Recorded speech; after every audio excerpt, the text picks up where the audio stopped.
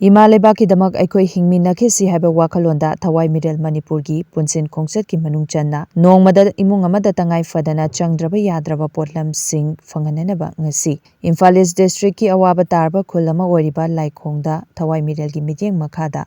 Laikhonggi Thumkhong Lairembi Community Hall da Laikhong Kaitel hangdokre Laikhong Kaitel kutsinnabaga mari leinana Thawai Middle Women Wing gi convener Paunam Sana hanbina hai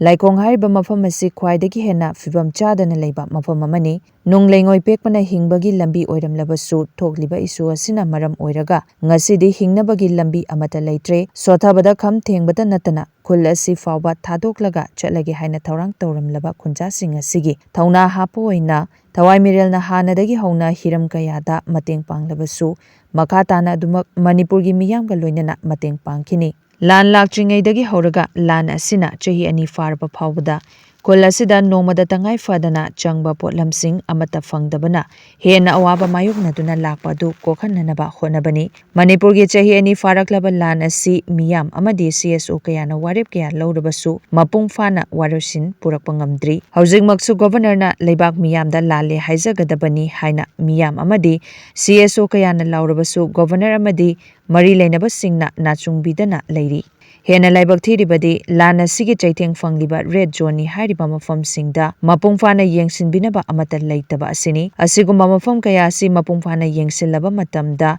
Ima Leba Kanbada Achoba Mating Oigani, Iramda Masibu, Kanaba Honabada, Kundaminariba Furup Cha Singna, Jab Manabawa Famda, Chatminasi Haiki. Tauramga Mari Lainana, Laikongi Kunja, Warakpam Tamuna Hai.